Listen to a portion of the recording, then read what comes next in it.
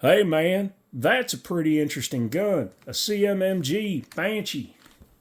Well, Smith & Wesson has a response. Did you get it? You get it?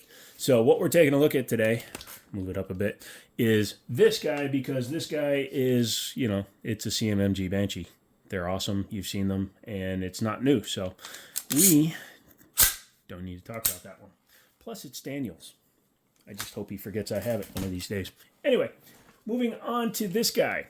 This was lent to me by Liberty Arms down in Harrisonburg, Virginia. I can't link them, but go ahead and Google them. I think you'll find them pretty easily. And this is Smith & Wesson's response to the AR9 craze, and it actually has a couple of party tricks that are decent, and we will be talking about them, but it has a couple of flaws that I'm not a big fan of, and we'll be talking about those as well. So go ahead and hit that like and subscribe, all that good jazz. I don't know why I put it in the beginning of the video, but hey, we'll try it there.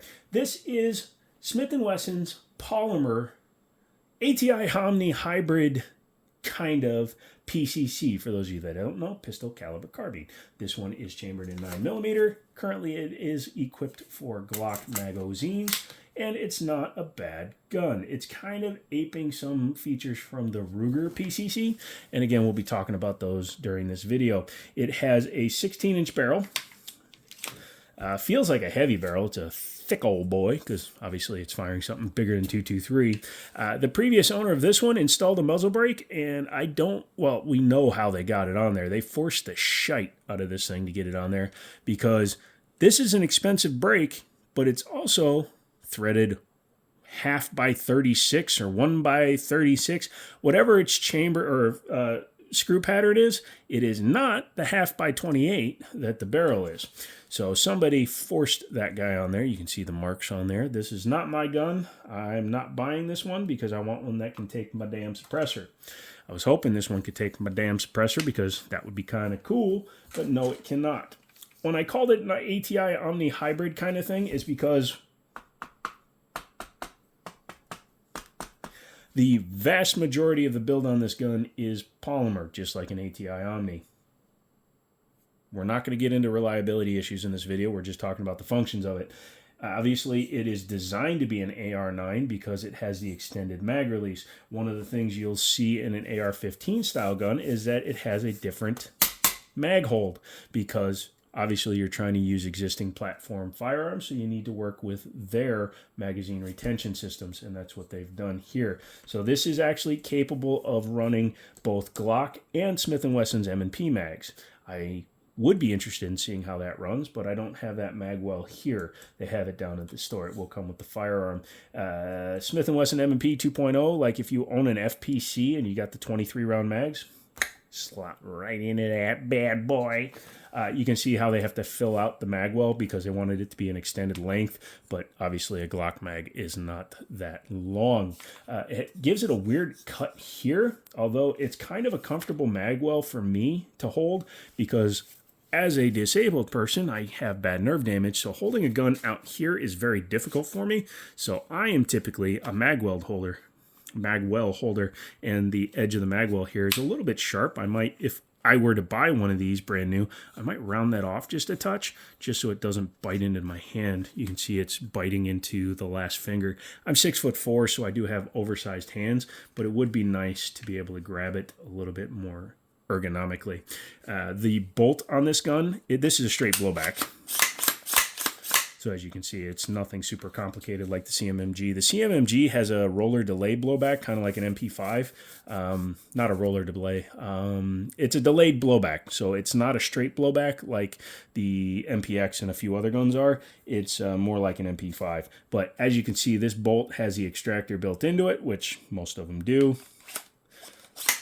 And the ejector is right there inside of the port. Now, this is a used gun, but apparently the previous owner never fired it. It comes with a Magpul butt plate, or a butt pad on there, butt stock. Look, I didn't know that time doesn't work when your brain is sleepy. But yeah, it has a Magpul rear butt stock and an M&P style frickin' grip. Now, I have the, well, had, nope, Daniel sold it for me. I had an AR from Smith & Wesson that had this same stupid grip on there. I don't like it, but looking in there, you can see the screw in there. You probably can't. I don't know if the light's good enough, but you can actually put standard AR-15 grips on there. I would go with an MOEK 2 Plus if it was mine. Has a flat face trigger on it, clear, and it does break at 90 degrees. We'll talk about the feel in a second. Full Picatinny up top. Again, plastic rails, so I'm not sure if heat will eventually deform them, but it is a known brand for the parts rather than it being just like some stupid cheap-ass company. And you can see how thick they are by looking in each of these vent holes. That plastic is quite thick. Again, if it's a heavy barrel, your standard gun will come with a standard muzzle cap on the end, so don't be surprised there. Looking at the upper and the lower, you can see the way it's cut here. It's a little bit different than a standard AR-15, because an AR-15 would come down like that. This one has this weird-ass cut up there, probably because the parts are going to be different inside. It is a 2-pin system. We'll pop the top off and take a look at it. Also, this gun is not fully ambi. You can add ambidextrous, obviously. So it's a 90-degree SWIP for the safety. You cannot put a binary in this one because it does not allow full... Well, it might. Nope. You'd have to sand that down in order to put a binary trigger in there so you can go full motard on it. You can see that the serial number is embedded in the frame because of the way it's built. The trigger guard, you cannot take off the bottom. You can on higher end AR-15, so that is not interchangeable, obviously. The mag well is a little bit ugly the way it's cut into there, but that's fine. Has a standard bolt hold open on this side. You could always run a bad lever because it looks like that distance is standard, so you can run the bad lever underneath. However, you would run into an issue with the mag release. Yeah, let's talk about the trigger pull. Clear. In standard single action function, it is not bad. It's better than I expected. It's lighter than an AR-15. Yeah, I'd say it's probably coming in at close to 5.5 pounds, which isn't bad. The reset, it's pretty good. You basically get forced to the reset. So if you hold it, yeah, it's right there. You don't really feel it, but you can hear the shit out of it. Yeah, not terrible. I've heard people say that the reset can be a little bit vague. Obviously, if you're not really feeling it, that would be a good reason why. Although I've heard this thing is pretty damn accurate, which is pretty good. You want that, especially when you have a 9mm cartridge. 9mm cartridge, if you're going to be out hunting small game, things like that, is probably a 100-round gun, 100-yard gun, not a 100-round gun. So you want to be a little bit closer. I'd be running some super hot stuff like 147 or 152 grain. Or if you want speed to be your key, you can go with the 95 grain stuff. That stuff's going to make a wicked crack. Yeah, wicked crack. It doesn't have any QD mounts up here for like a sling, although it's got plenty of M-LOK down here and on the side. These angled cuts obviously will not work for M-LOK, but the straight cuts on the 2 sides, or excuse me, 3 sides, will work for M-LOK, so you can put your vert grips and all that stuff on there. The pick rail obviously has this brake here, so you have to keep that in mind. Some of the higher end guns, they'll match it well enough so that they can put extra grooves there. That way, if you need to move forward or backwards, you can. The charging handle is large, but it is single-sided, so when you grab it, you either need to grab it with 2 hands like that or grab it just on the strong side if you're right-handed. Let's go ahead and pop the top off. Okay, so we've already shown it's cleared. We've shown it's clear a bunch. I have not taken this thing apart yet, so if there's something funky as we're going through it, we're going to find it out together. I use either a round, like the nose. Well, you don't just keep random ammo on your couch. Of course, most of you probably aren't using your couch the way I am. But yeah, it looks like it'll just push out the pins, just like a standard one. Come over here. And, yep, breaks apart. Pull that bolt out real quick. It's quite a heavy bolt. It's definitely heavier than like a...